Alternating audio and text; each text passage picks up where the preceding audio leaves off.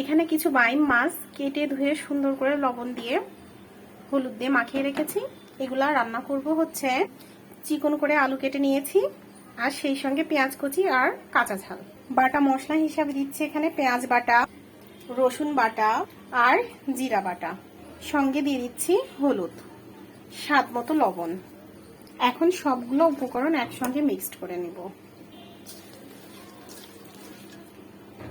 মশলা দিয়ে আলু, কাঁচা ঝাল, পেঁয়াজটা মাখানো শেষ। এখন দিয়ে দিব বাইম মাছগুলা।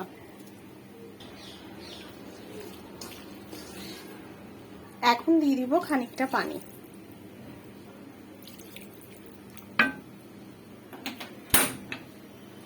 এখন স্লো হিটে মাছটা ঢেকে রান্না করব।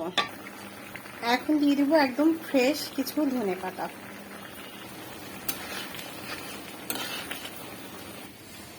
আলহামদুলিল্লাহ, আমার বাইম মাছ রান্নাটা শেষ। এখন শুধু গরম গরম ভাতের সঙ্গে মজা করে খেতে হবে। তো কার কার এই বাইম মাছটা পছন্দ একটু কমেন্ট করে জানাবেন।